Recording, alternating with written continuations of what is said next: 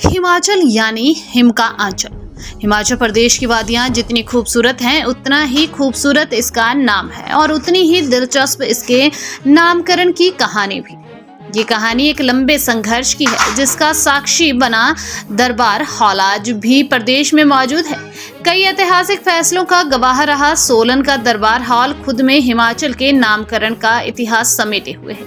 इसी दरबार हॉल में हिमाचल का नामकरण हुआ था और इसी दरबार हॉल में 30 रियासतों के राजाओं ने राजपाट छोड़ प्रजामंडल में विलय होने के लिए सहमति दी थी। बघाट रियासत के राजा दुर्ग सिंह संविधान सभा के चेयरमैन थे और उन्हें प्रजामंडल का प्रधान भी नियुक्त किया गया था।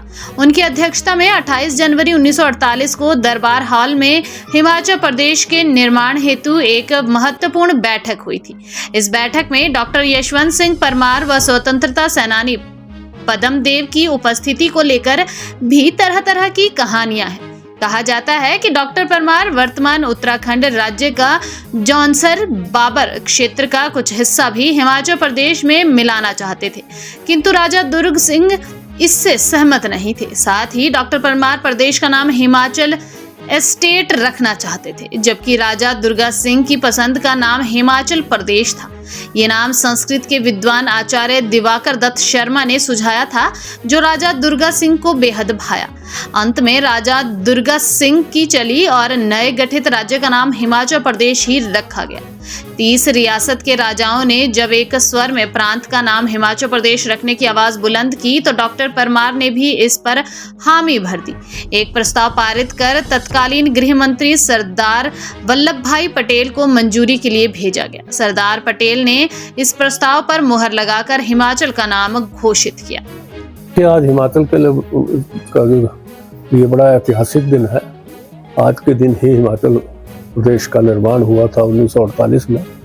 उस समय की जो 30 रियासतें थी जिसमें राजा राणा लोग थे, उन सब का इकट्ठा होकर हिमाचल का वो किया गया था। पर मैं आपके माध्यम से एक बात बताना जरूरी चाहूँगा कि ये हिमाचल का बनने के पीछे की जो बैकग्राउंड थी उसके बारे में कुछ कम बताया जाता है और कम बात होती है। जहाँ भी ये रियासतें थी यहाँ पर सब प्रजामंडल थे, तो उनका बहुत काम था। उन्हीं प्रजामंडल के लोगों की, उन्हीं क्रांतिकारियों की वजह से राजे रजवाड़े ये सोचने पर मजबूर हो गए कि हम इंडिपेंडेंट स्टेट के तौर पर नहीं रह सकते। उन्होंने यूनियन ऑफ इंडिया में मिलने के लिए वो उनका ही प्रेशर था, क्योंकि उस दौरान बड़े संघर्ष हुए जिसमें पिछौता आंदोलन हुआ, धामी गोलीकांड हुआ, सुकेत में आंदोलन हुआ। इसी ढंग से कई स्टेट्स में वो हुआ और इसमें प्रमुख तौर से सचदेव बुशहरी, शिवानंद रमोल, डॉक्टर परमार, इन सब लोगों ने और जितने भी क्रांतिकारी लोग थे, हीरा सिंह पाल, पंडित भास्करानंद, ऐसे प्रमुख नाम थे। और एक बाराटला कोटखाई के भी थे, मैं उनका नाम भूल रहा हूँ। तो इन लोगों ने हिमाचल बनने से पहले ही जब भारत आज़ाद होने की बात हो गई तो एक जो इनका पुराना संघर्ष था उसको देखते हुए राजे रजवाड़ों ने ठीक समझा कि हम यूनियन ऑफ इंडिया में मर्ज कर लें। फिर उसी सीरीज में सोलन के जो राजा थे, राजा दुर्गा सिंह जी, उन्होंने यहाँ 30 स्टेट के लोगों को बुलाया। 30 स्टेट के जो राजा या राणा थे उन लोगों को बुलाया और निर्णय ये लिया गया कि इसका नाम हिमाचल रखा जाए। तो जब ये पटेल साहब के यहाँ जाकर इसका फैसला हुआ मर्जर का, तो इस स्टेट का नाम हिमाचल प्रदेश रखा गया। एक तो आपकी, मेरी और आपकी सूचना में ये फर्क आ रहा है कि मेरे मुताबिक 30 रियासतें हैं।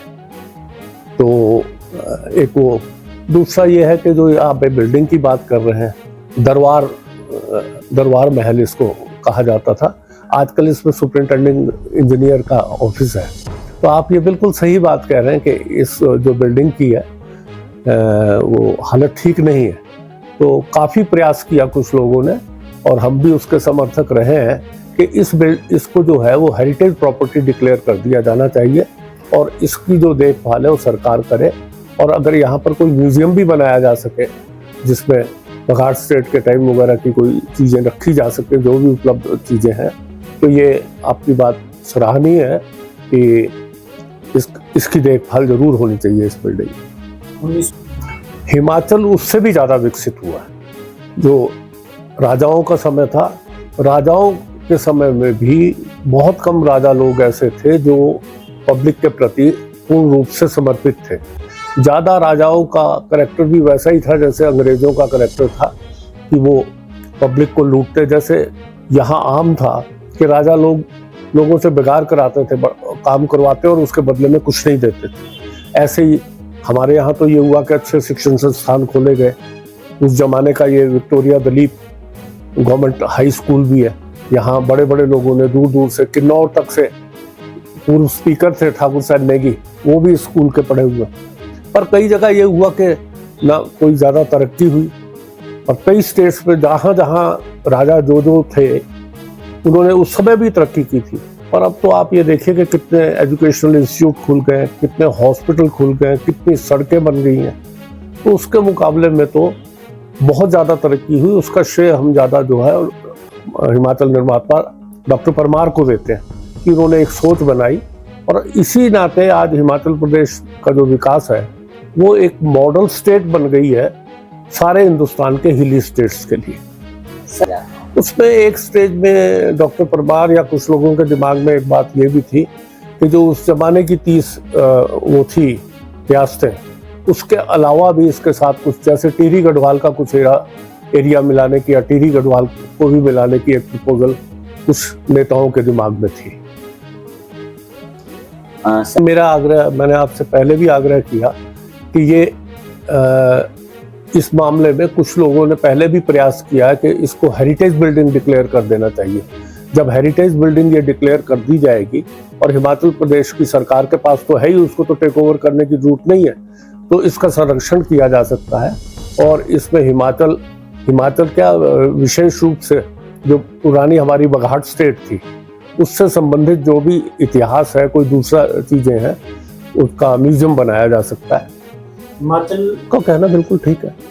जैसे ये विकास की प्रक्रिया तो एक है, पर विकास की प्रक्रिया के साथ बहुत ज़रूरी है कि जो हमारी पुरानी संस्कृति है, जो हमारा खाने पीने का तौर तरीका है, जो हमारी प्रथाएं हैं, और इवन जो हमारे पुराने वाद्य यंत्र हैं, हमारे यहाँ जो गीत संगीत की प्रथाएं, लोक संगीत की प्रथाएं हैं, उनको भी हमें संरक्षण देना चाहिए, मेरा ये मानना है।